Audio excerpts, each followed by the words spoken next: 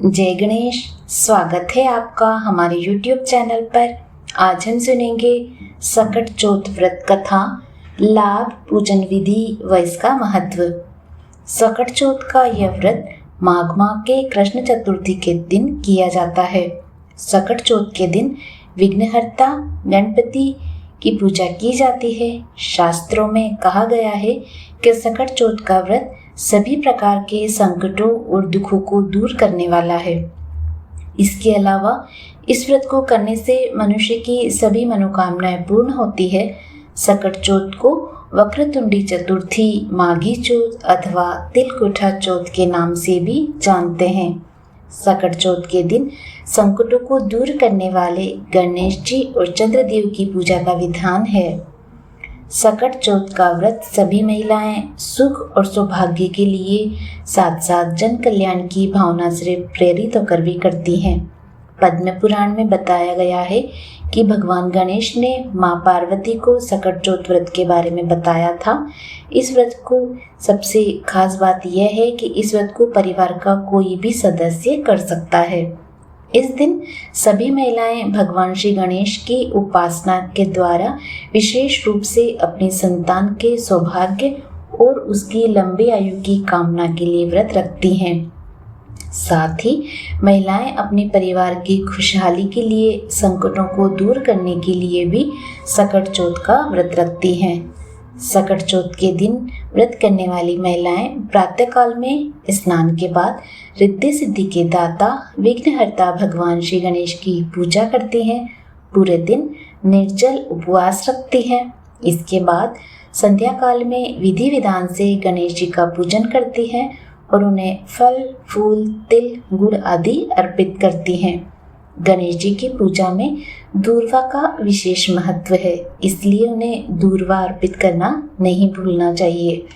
अब भगवान गणेश के सम्मुख दीपक जलाकर गणेश जी के मंत्र का जाप करना चाहिए। चंद्रमा के उदय के बाद नीचे की ओर देखते हुए अर्घ्य अर्पित करें। सकट चौथ के दिन सभी स्त्रियां पूरा दिन निर्जल व्रत रखकर शाम को फलाहार ग्रहण करती हैं। अगर कोई स्त्री व्रत रखने में सक्षम नहीं तो वह दिन में भी फलाहार ले सकती हैं। व्रत के अगले दिन प्रातःकाल में सकट माता पर अर्पित किए गए पकवानों को प्रसाद रूप में ग्रहण करती हैं। तिल को भूनकर गुड़ के साथ कूटकर तिलकूट का एक ढेर बनाया जाता है, लड्डू बनाया जाता है।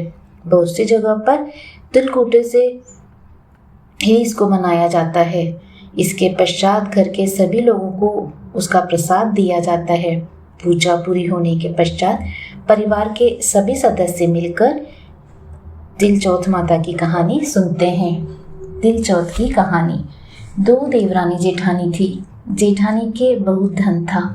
देवरानी गरीब थी। देवरानी भगवान गणेश जी की बहुत आराधना किया करती थी। वो अपनी जेठानी के घर रोज आटा पीसने के लिए जाती थी। जिस कपड़े से आटा छानती थी वो कपड़ा उसके घर लाकर पानी में धो लेती और अपने पति को घोलकर पिला देती थी।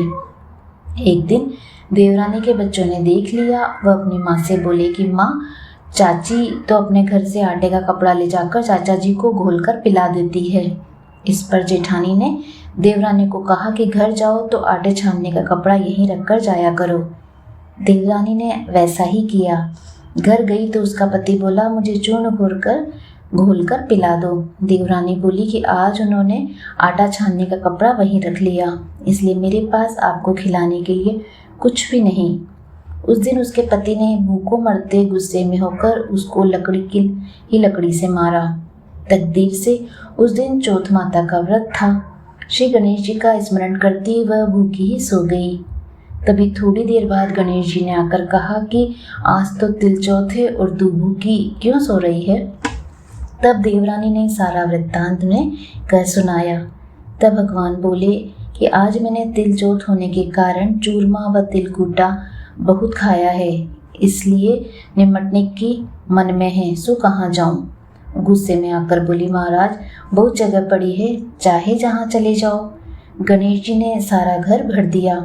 निमटने जाकर बोले तो पूछूं कहाँ। वह फिर गुस्से में बोली, मेरा लीलाट पड़ा है पहुँच लो। निपटने के बाद गणेश जी पहुँचकर चले गए। थोड़ी देर के बाद उसने उठकर देखा तो सारा घर हीरे मोती से जगमगा रहा था। सारा सिर पे सोने की उनकी आभा चमक रही थी। धन को बटोरने में देर हो गई, इसलिए जेठानी के यहाँ नहीं जा सकी। जेठानी ने अपने बच्चों को चाची के घर देखने के लिए भेजा कि चाची क्यों नहीं आई। बच्चों ने आकर देखा तो वहाँ हीरे मोती का ढेर लगा हुआ था। तब बच्चों ने आकर अपनी माँ को सारा हाल बताया कि माँ, चाची के घर तो बहुत धन हो गया है। जेठानी भागी भागी अपनी देवरानी के पास आई और पूछा कि इतना धन कैसे हुआ। भोली वाली देवरानी ने सारी घटना सच सच बता दी। इतनी सुनकर जेठानी अपने घर आई और पति से बोली कि मुझे लकड़ी ही लकड़ी से मारो। देवरानी को देवर जी ने बहुत मारा, इसलिए उसके घर बहुत धन हो गया। उसका पति बोला, तू धन की भूखी क्यों मार खाती है? लेकिन वो नहीं मानी और बहुत मार खाकर अपने मकान को खाली करके श्री गणेश का स्मरण करने लगी। गणेश जी महाराज आए और कहने लगे, फालतू में मार खाने वाली, उठ और मुझे बता कि मैं कहाँ निमटने जाऊँ। तो वह बोली, मेरी देवरानी के तो छोटा सा मकान था, मेरे बहुत बड़ा मकान है, जहाँ इच्छा हो वहीं चले जाओ। और गणेश जी ने निमटने में लग गए। अब बोले, पूछूं कहाँ? तो जेठानी बोली, मेरा लिलाट पड़ा है, पहुँचकर चले जाओ। थोड़ी देर में उसने उठकर देखा तो सारा घर में बदबू आ रही थी। तब वो बोली, हे गणेश जी महाराज, आपने मेरे साथ छल कपट किया। देवरानी को तो धन वैभव दिया और मुझे कूड़ा दिया। गणेश जी आए और बोले कि तूने धन की भूखी मार खाई है। जेठानी बोली और क्षमा याचना करने लगी, हे महाराज, मुझे तो धन नहीं चाहिए, आप अपना समेटा समेटो। गणेश जी बोले, तेरे धन का आधा देवरानी को दे, तब वह अपनी माया समेटूंगा। जेठानी ने आधा धन देवरानी को दे दिया, लेकिन एक सुई नहीं दी। तब भगवान ने एक सुई भी देवरानी को दिलवाई। तब भगवान ने अपनी माया समेटी। रिद्धि सिद्धि के दाता, हे गणेश जी महाराज, जैसा आपने जेठानी के साथ किया वैसा किसी के साथ नहीं करना। जैसा देवरानी के भंडार भरे वैसे सबके भंडार भरना। कहने सुनने होकारा भरने वालों की सभी मनोकामनाएं पूर्ण करना। भगवान श्री गणेश व ज्योत माता की कृपा हमेशा आपके परिवार पर बनी रहे। गणेश जी महाराज सब संकटों को दूर करें। जय गणेश। धन्यवाद।